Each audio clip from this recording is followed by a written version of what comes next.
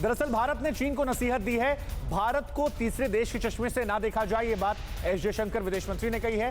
भारत और चीन के बीच में डिसएंगेजमेंट पर चर्चा हुई है। एलएसी पर शांति बहाली विकास के लिए बहुत जरूरी है। भारत और चीन को मिलकर एक मिसाल पेश करनी होगी। ये बात एस जयशंकर साहब ने कही है, जो कि भारत के विदेश मंत्री हैं और अपने समकक्ष चीनी से मुलाकात कर रहे थे। वो आज उनकी तरफ से है। अब भारत ने क्या कुछ चीन को संदेश दिया है, 7 बड़े संदेश क्या हैं, वो हम दर्शकों को बिग बॉल ग्राफिक्स जरिए समझाते हैं। तो देखिए, बिग बॉल ग्राफिक्स आपकी टीवी स्क्रीन पर आ रहे हैं। चीन को क्या कुछ संदेश दिया गया है वो हम आपको बताने वाले हैं। भारत की तरफ से क्या कुछ 7 बड़ी बातें। पहली और सबसे महत्वपूर्ण बात यह है कि भारत अब चीन के किसी भी झांसे में आने वाला नहीं है। यह नया भारत है, अब हम झांसे में नहीं फंसने वाले। एलएसी के हर विवादित पॉइंट पर चीन को पीछे जाना होगा, यानी वो चीन जिसके बारे में कहा जाता है वो पीछे नहीं हटता एक बार आगे बढ़ने के बाद, अब उसे पीछे हटना होगा। सीमा विवाद और द्विपक्षीय संबंधों को अलग अलग नहीं रखा जा सकता है। सीमा विवाद करेंगे तो फिर संबंध खराब होंगे। दोनों सुधारने हैं तो दोनों जगह आप शांति से काम कीजिए। सीमा सुरक्षा पर स्टैंड बिल्कुल साफ और मजबूत है, यह भारत ने हालांकि दिखाया भी है।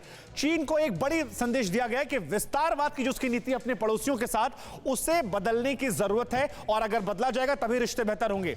भारत सीमा पर किसी भी चुनौती के लिए हमेशा तैयार है। यह नया भारत है। चीन भारत को पाकिस्तान के नजरिए से देखे, यह मंजूर नहीं है। भारत और चीन के अपने संबंध होंगे और इनका नजरिया जो है वो भी अलग होगा। समीर, मेरे ख्याल से ये 7 बहुत महत्वपूर्ण पॉइंट्स हैं और एक बड़ा संदेश है। बिल्कुल, बहुत महत्वपूर्ण बातें। और रामेश्वर रॉय साहब, आखिरी कमेंट मैं आप ही से चाहूंगा, क्योंकि चीन जिस तरह से पाकिस्तान के साथ खड़ा नजर आया और तालिबान की सरकार के साथ खड़ा नजर आया, एससीओ की मीटिंग से ठीक पहले वांग यी से मुलाकात करना जयशंकर का और यह कहना कि हमारे आपके संबंध जो हैं वो तीसरे मुल्क के नजरिए से नहीं देखे जाने चाहिए, यानी सीधी बात होनी चाहिए, डायरेक्ट बात होनी चाहिए। इसे किस नजरिए से देखते हैं, कितना असर पड़ेगा आने वाले वक्त में?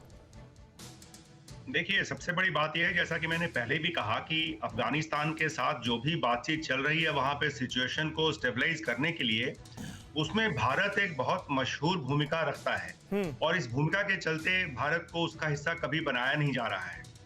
वो शायद इसलिए नहीं बनाया जा रहा है कि चीन इस समस्या को सिर्फ इतना देखना चाहता है कि जहां तक उसकी उइघुर की समस्या है, तालिबान उसको गारंटी दे दे कि उसके बीच में कोई भी इंटरफेरेंस नहीं करेगा वो।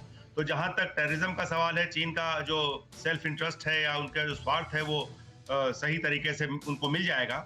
और उसके साथ चलते चलते वो अभी पाकिस्तान को और मजबूती से भारत के खिलाफ इस्तेमाल करने का बिल्कुल सर, आप जो कह रहे हैं अहम बात है और क्योंकि वक्त नहीं है इसलिए आप सभी को रोकना पड़ेगा। रामेश्वर राय जी, जेके त्रिपाठी जी, अमिताभ जी, फकर और कासवर, आप सभी का बहुत बहुत शुक्रिया इस चर्चा का हिस्सा बनने के लिए।